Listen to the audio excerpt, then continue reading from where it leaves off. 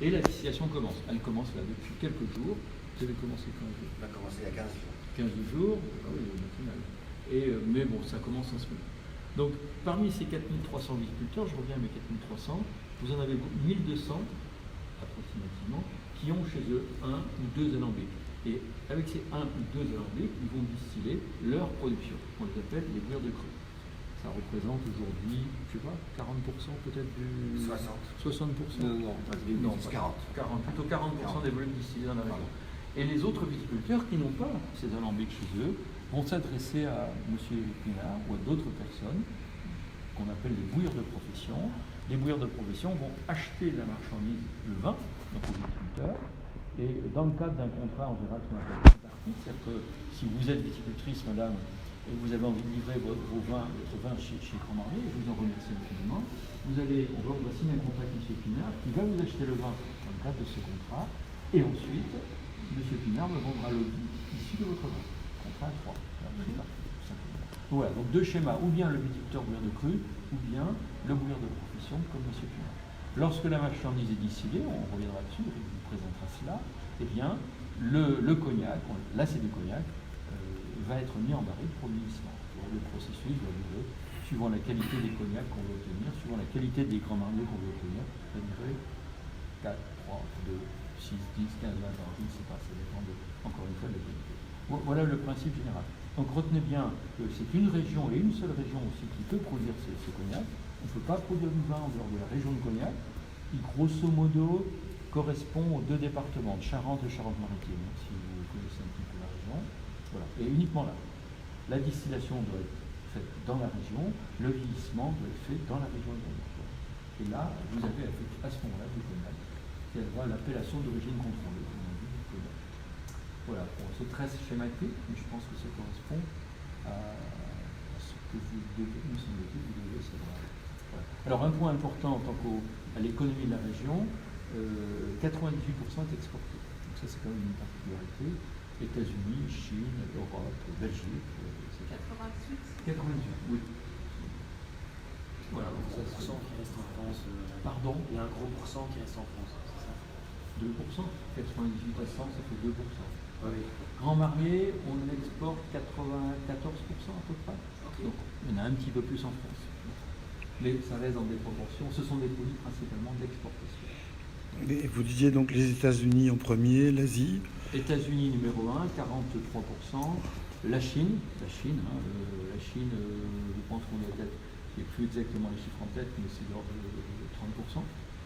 Ensuite, qu'est-ce qu'il y a comme gros marché? L'Angleterre, bien sûr, les marchés d'Europe, et puis des marchés nouveaux qui apparaissent depuis quelques années, en Afrique en particulier, en Asie, au Vietnam par exemple, en Afrique c'est le Nigeria, c'est l'Afrique du Sud. Voilà, des marchés qui il y a 15-20 ans étaient très petits et qui aujourd'hui se développent énormément. Et le cognac en Belgique, comme ça, chiffre qui pourrait nous intéresser vaguement. Je vous le dirai tout à l'heure parce que je ne le connais pas comme ça, ex abrupto, je ne sais pas répondre. D'accord. Alors, je reviens juste un point sur le bureau national. Vous comprenez, quand vous avez une population qui vend et une population qui produit, il n'est pas idiot de temps en temps de se retrouver autour de la table pour discuter, pour parler des problèmes liés à la qualité des produits, à la recherche sur l'innovation, à la définition des besoins de production, etc. Et c'est le rôle de l'interprofession qui est structuré depuis après la guerre. Donc nous, on appelle ça le BNC, Bureau national interprofessionnel du cognac, où les négociants d'un côté et les viticulteurs de l'autre se retrouvent pour parler des dossiers d'actualité, des problèmes de taxes, des problèmes de défense de l'appellation, etc., etc. Voilà. Voilà à peu près comment ça fonctionne. Juste une question peut-être plus générale, mais comment se fait-il que ce fameux cépage, Vigny, on a pensé à le distiller, on n'a jamais vinifié? C'est pas bon. Alors, il est vinifié. si, il est vinifié. Alors, c'est un cépage d'origine italienne. En Italie, il s'appelle le Trebbiano. En France, il s'appelle le Nuit Blanc. C'est un cépage qui donne des vins pas excellents à boire, avec beaucoup d'acidité. Mais qui ont été bu longtemps, alors du coup, alors, ils donnent de très bons, des vins moyens pour le faire du vin, un vin très simple, mais très parfumé, très acide. Et c'est ça qui nous donne des bonnes années. Alors, c'est un vin qui est utilisé aussi en vin de consommation courante, hein, mais c'est pas un cépage à la base, c'est pas un cépage en France, en tout cas, vraiment fait pour le vin. C'est vraiment, par contre, un cépage très bien, très adapté pour la distillation. On utilise très bien en Toscane, parfumé, notamment. etc. Ouais. Il y a des questions. Hein. Moi, je suis né ici dans cette région. Ma famille est dans le cognac depuis des générations et des générations. Je peux vous en parler pendant des heures. Donc, de Grand Marnier, du cognac, il n'y a aucun problème. Allez-y, profitez-en. Moi, j'ai le temps. On dîne ce soir ensemble en plus. Juste pour rester le style, ça veut dire qu'aujourd'hui, il n'y a plus personne qui fait du vin. Ah, 20% aujourd'hui, alors, distillé. tout le vin qui est produit dans la région, dans les vignes qui sont derrière nous, Et les distillé. autres, est distillé. Ah oui. Aujourd'hui, tout va dans les chaudières. D'autant que le marché, l'économie se porte bien. Donc vraiment, il y a un vrai besoin de matière première pour tout est distillé. D'accord. Alors si vous voulez encore une bouteille, je ne dis pas qu'on n'en trouvera pas une. Mais bon, on en dégustera une tout à l'heure avec M. Kelly, parce que lui, il est grand, il achète des vins.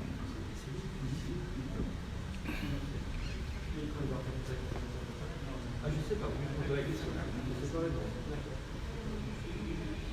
Comment? Et ça fonctionne, ça fait même pas semblant. Hein. Ça chauffe et ça distille. Hein. C'est beau, c'est très beau. Je vais retourner près du monsieur. Et puis c'est une odeur très particulière. Et plus que l'odeur, et aussi le Le bruit et l'odeur. des liquides qui coulent, le bruit du foyer. Hein. C'est chauffé, hein, c'est ça. Vous allez voir tout à l'heure. Il y a une ambiance très particulière.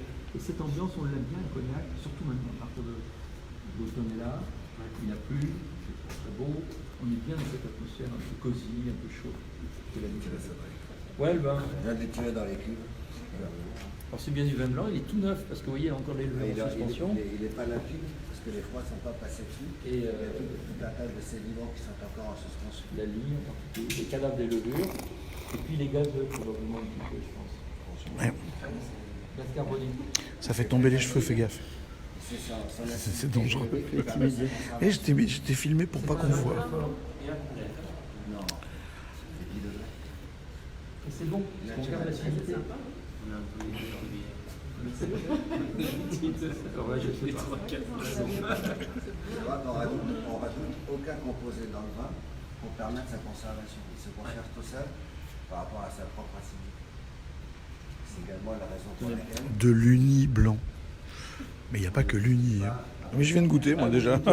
Vous m'aurez pas deux fois. Non, mais si vous aimez, vous pouvez le voir. C'est la température qui... Mais l'uni en principal, et quels sont les cépages secondaires? 99% c'est uni blanc. Il n'y a pas de date. Il y a un petit peu de folle blanche, un petit peu de colombard, mais très peu. Colombard, c'est plutôt un Armagnac. Et, Encore, je sais Ça, c'est pas. la matière. Mais ici, il y en a très peu. C'est Non, non, le c'est vin qui pas vient de uni cette blanc. pas de cette vigne en l'occurrence. Comme l'a expliqué Patrick, moi je distille le vin des autres. Je suis à ce titre-là, je suis un bouilleur de profession. C'est un vin ordinaire, hein, c'est simple, avec des fruits de mer, des choses comme ça pourrait aller. mais ils en font sur Ça le... fait de bien meilleurs cognacs. C'est à l'île de Ré qu'ils font du vin un petit peu. Mais le vin de l'île de Ré, c'est souvent du chardonnay. Hein. Oui.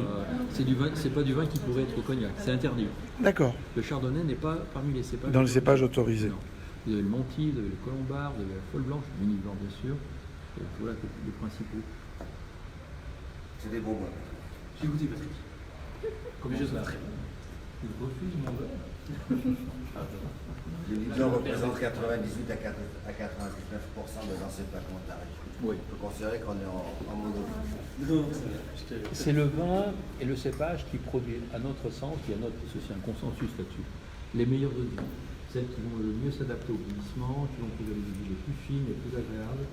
Et, voilà. Et c'est un cépage dont la culture est relativement pas trop compliquée. Ça peut pas faire attention quand même. Est-ce qu'on distille terroir par terroir, je veux dire, fin bois, bon bois, borderie, etc. Oui, il faut séparer. Tout est séparé. Obligatoirement. Cru par cru. D'accord. Cru par cru, et on livre nos clients cru par cru. C'est nos clients qui, eux, les assemblent selon leurs besoins. D'accord. Mais c'est pas nous livrons cru par cru. C'est une bonne question, parce qu'en effet, la distillation diffère selon les crus. Il y a des crus qui sont plus fruités, par exemple les champagnes, sur lesquels on va avoir une distillation différente d'un cru qui est plus simple, comme les bons bois par exemple. On ira chercher beaucoup plus le fruit sur des champagnes On ira sur des bons bois dans lesquels on va plutôt rechercher notre vie nette et droite. Et quand vous dites on distille différemment, vous pouvez expliquer un peu On a plus en quelques détail? petits leviers qu'on peut accélérer, mais je ne vais pas vous donner tous mes secrets. Un ou Ça, deux vous n'aurez quand même, pas. quoi, allez! Vous n'aurez pas mes secrets, je les garde. Non, mais je vais vous expliquer, il y a des moments clés dans la distillation, par exemple le tirage des têtes et la coupe. La coupe une fraction de la distillation au cours de laquelle vont passer beaucoup d'éléments, beaucoup de composés très aromatiques et d'autres très lourds. Alors ça va être à la qualité du distillateur de bien sélectionner le moment où les composés aromatiques laissent la place aux composés un peu lourds. Et là, il va C'est le devoir moment où couper le corps. C'est le moment où couper couper le entre cœur. Ouais. le cœur Et et... évidemment, selon la les queue et crues, la ces tête. composés ne sont pas les mêmes et il arrive à des instants différents. Et ça, c'est l'expérience du distillateur qui fait que, selon le profil des vins, et selon la dégustation, il va couper plus ou moins haut, plus ou moins bas. Ok. Donc là, il y a un travail d'expert, parce que là, c'est C'est l'initiation, c'est vraiment une expertise, et cette expertise, elle s'acquiert avec le temps, au fur et à mesure que l'expérience du distillateur se renforce. Ça, c'est vraiment Ça, important. c'est un savoir-faire que C'est nous, pas, on qui se n'apprend pas ça à transmet, l'école, on n'apprend pas ça dans les livres. ce qui se transmet par compagnonnage. Attendez. Vous avez éteint les lumières?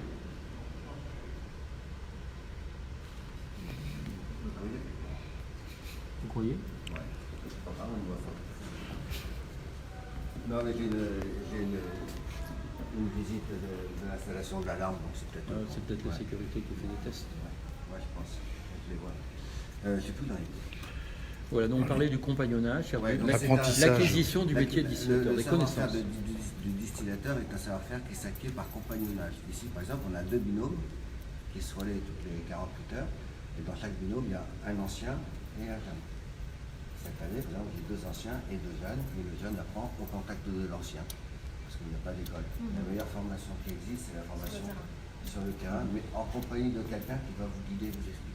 C'est ça qui est important. Et ça, c'est important et c'est vraiment un savoir-faire qui se transmet oralement. Et comment est-ce que vous savez à quel moment couper? C'est basé C'est sur l'expérience, le c'est goût. l'habitude. Mais La ça veut dire que dégustation. vous la dégustez, ça veut dire bien que... sûr. Ah, voilà, Bien ok, sûr. d'accord. Bien La sûr. dégustation, puis on a des aides, on voit le TAV des liquides, des distillats qui coulent. Ouais, c'est ça, vous avez Sur un- il y aux en a alentours de ici, à côté 50, chimique, il y a des repères. 60% d'alcool, il y a des repères. Mais Il y a des débits aussi. débit, TAV, mais in fine, c'est le dégustateur, et donc le distillateur, qui va dire là c'est le moment de couper. Donc ce n'est plus du cognac, c'est un sous-produit qui sera recyclé bien sûr, mais c'est plus du cognac. Et ça c'est vraiment la responsabilité la plus forte du distillateur. Et c'est une chauffe directe sur la cuve ou c'est un bain-marie? Ah, c'est un chauffage infenu, c'est un chauffage direct. Direct sur la cuve. On va aller voir. Vous pourrez avoir les Venez voir.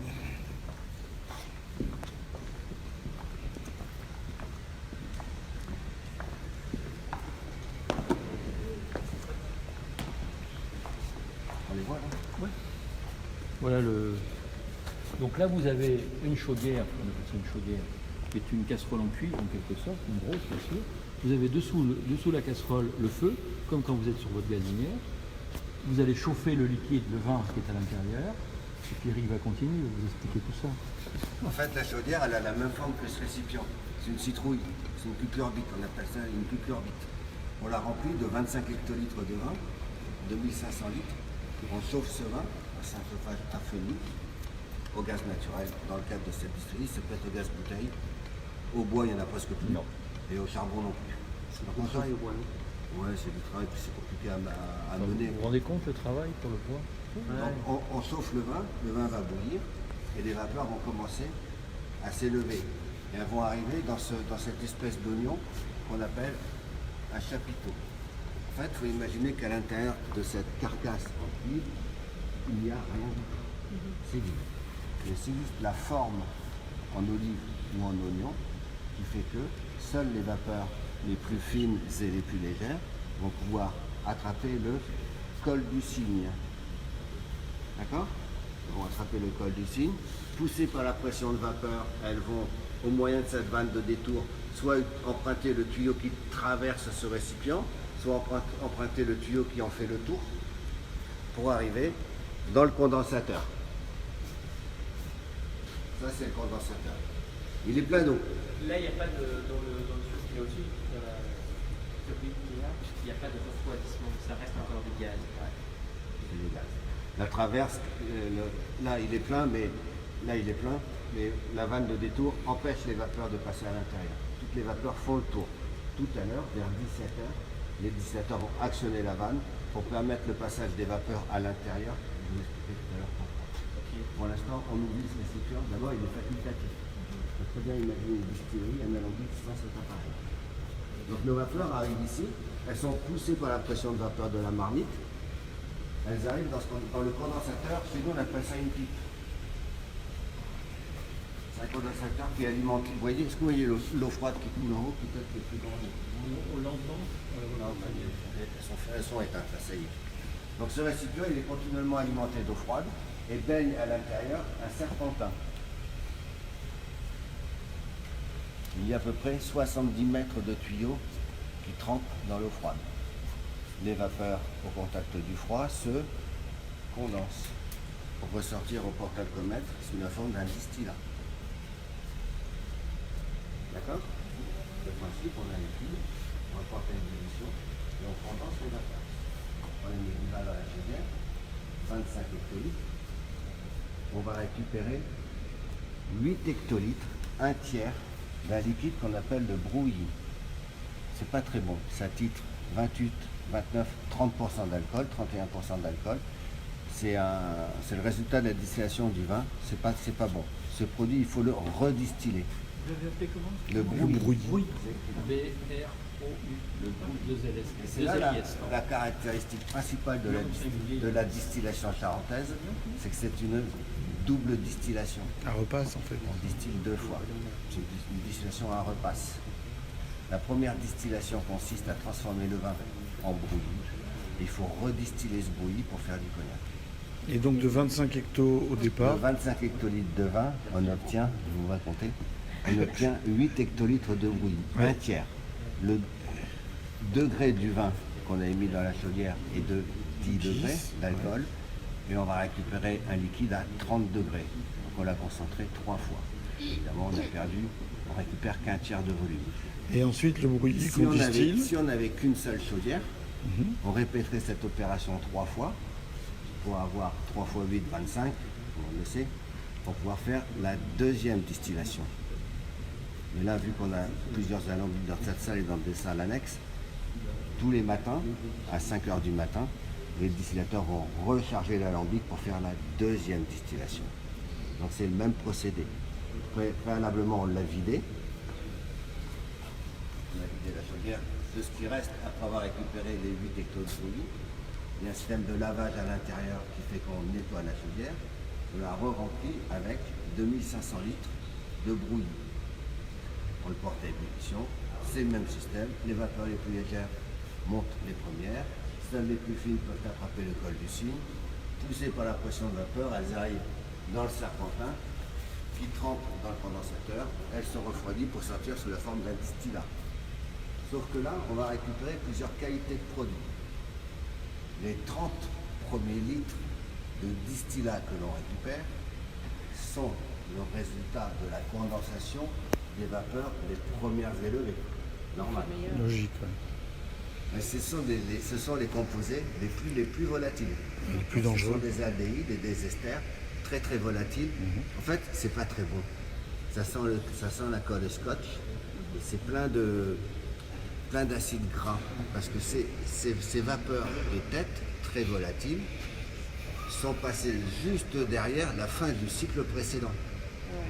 Et la fin du cycle précédent, c'était des brouillis et il y a beaucoup de particules grasses qui se sont déposées sur la paroi du serpentin. Et ces vapeurs très volatiles vont décrocher ces particules grasses et les entraîner avec elles. Ce qui fait que non seulement les têtes, elles sentent la colle scotch, c'est un peu éthéré, mais en plus c'est gras. C'est gras parce qu'elles ont nettoyé le serpentin. Le même appareil à distiller, le même alambic en inox, ne permettrait pas aux vapeurs grasses de se fixer sur la paroi. C'est la raison pour laquelle nous utilisons du cuivre, parce que sa composition permet aux matières grasses de se fixer sur le cuivre et d'être décrochées lors du passage de composés beaucoup plus volatiles. D'accord ? Donc ça veut dire, si je comprends bien, si on parle de 25 hectos de vin, on arrive à 8, que l'on divise encore par 3, Oui, si on veut. à peu près. Bon, mais on va repartir sur 25, c'est plus simple.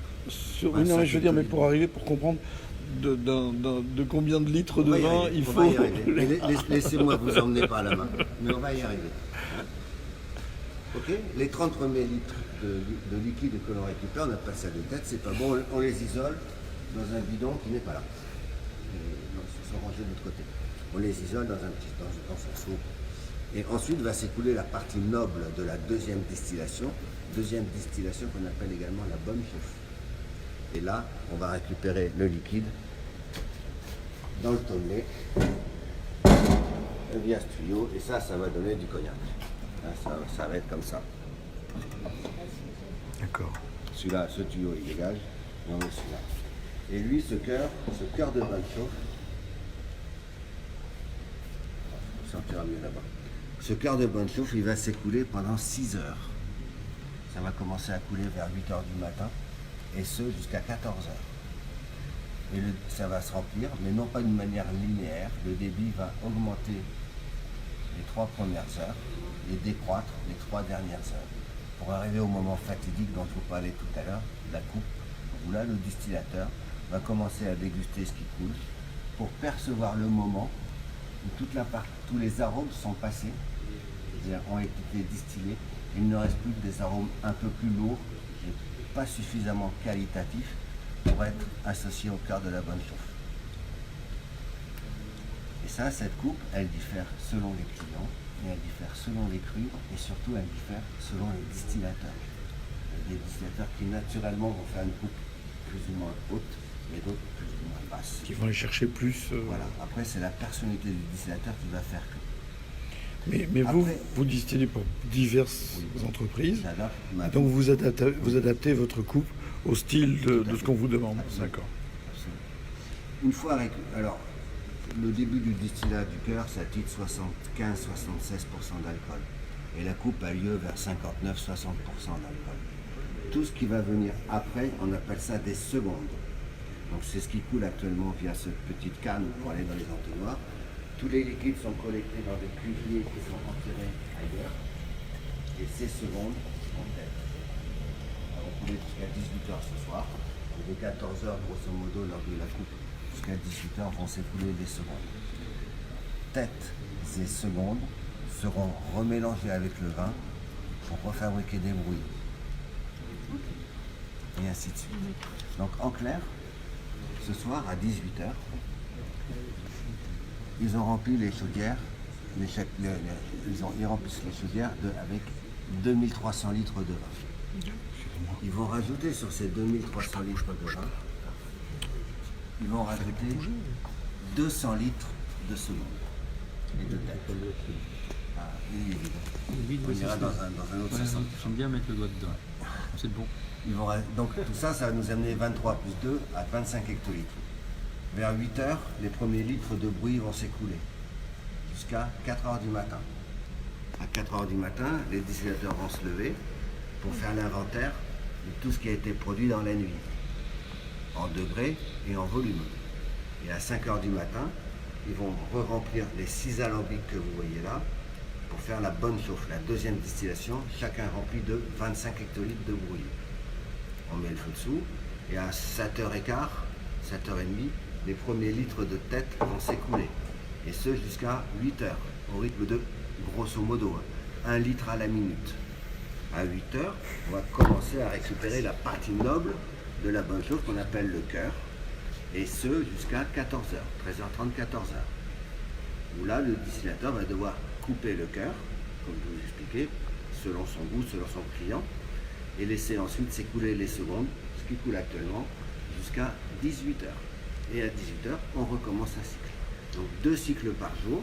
La nuit, on fabrique des brouillis. Et la journée, le matin, c'est la bonne chauffe, parce que ça demande beaucoup d'attention. Donc généralement, on fait ça le matin. Et l'après-midi, on tire les secondes.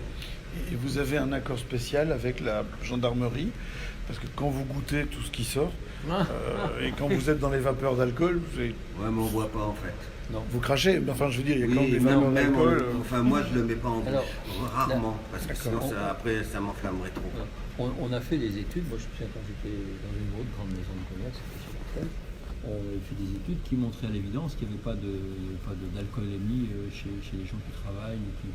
Non, alors bien sûr, si vous buvez, oui, mais si vous ne faites que respirer, et l'atmosphère ici, l'alcool il est dans les barriques, il est dans les tuyaux, mais il n'est pas dans l'air. Hein. Si c'est dans l'air, c'est pas bon signe. Et il n'y a pas, Ouais, pas c'est de que ça risque. déborde. C'est que ça déborde quelque part, c'est pas bon signe. Ça veut dire que c'est votre nez? Mais non, il n'y a pas de. C'est votre Il n'y a nez. pas de contamination, il n'y a pas de risque d'alcoolisation. D'alcoolisation des choses comme ça. Non. Non voulu, quoi. Je veux Non, dire. Mais il y a des Non, distillateurs il qui goûtent. Il y a des distillateurs. Monsieur l'agent, je vous jure, j'ai rien Ils bu. font la nuance sur la langue. Moi, je le fais au nez, parce que sur la langue, ça m'enflamme. Quand vous coupez, donc on est 2 distillateurs pour couper 12 alambics. Quand vous en faites 6, c'est bon. Mais au nez, on arrive à bien se débrouiller. Oui, après, c'est une question d'habitude. Tout à fait. Ce récipient, je n'en ai pas parlé. Si vous regardez bien, on va à la chose, on connaît la quantité de plastique. Comme il y a à l'intérieur, vous pouvez regarder, on le voit à la chose. On arrive de haut niveau. Il y a 23 hectos. Et ça chauffe pour demain, en fait. Voilà, C'est un préchauffage. voilà. Regardez la canalisation qui traverse le récipient. Tout à l'heure, à 5 h du soir, c'est-à-dire 1 heure avant la charge, le distillateur va actionner la vanne de détour pour permettre aux vapeurs d'utiliser le tuyau qui traverse ce récipient. Et ça va préchauffer le vin. Là, il est actuellement à 15 degrés dans la curie et ça va l'amener à 40. Donc, je vais faire une économie d'énergie en gaz et je vais gagner du temps pour la distillation. Bien sûr. Donc, pourquoi il est à 23 et Donc pas ce vin-là redescendra après Ouais, dans la cuve. par le tuyau qui est conique. Il a compris. Et Bien vu l'artiste. parce qu'il va se dilater. Et que si vous mettiez 25, ça ne peut pas Non, chauffer. c'est parce qu'il faut que je rajoute les 2 hectos de seconde. À deux bruits. Tout à fait. Et qui vinifie, en fait? C'est vous qui vinifiez aussi au Non. départ? Le viticulteur fait le vin. Le viticulteur fait Le le vin. viticulteur cultive la vigne, le viticulteur, fait les vendanges, fait le vin et vend son vin à M. Au distillateur, d'accord. Ou bien alors le viticulteur va les distiller lui-même, c'est le bouilleur de cru, vous vous souvenez ce que je disais tout à l'heure, il va faire son cognac. Mais en tous les cas, dans 99% des cas, le viticulteur fait le vin. C'est très simple comme vinification. C'est très simple et très compliqué. C'est simple parce qu'effectivement ça paraît simple et ça l'est, mais ça demande une précision et une hygiène extraordinaire. Parce qu'on n'a pas utilisé de méthabisulfite de soufre. Donc il faut des chais très propres, il faut une hygiène parfaite, etc. Et sinon il y a des problèmes de risque de contamination. Évidemment. Donc ça c'est vraiment très particulier. Très particulier. Voilà. Si maintenant vous n'avez pas encore compris comment on faisait du cognac, si vous n'avez pas tout regardé, c'est bien bête pour vous, parce que franchement, c'est une leçon donnée par main de maître, M. Pinard, qui vous explique comment on fait tout, et il ne vous manque aucun détail. Et bien écoutez, je vous invite à revoir et à re-revoir. Les secrets du cognac sont pour vous. Bon amusement, bonne soirée, à bientôt.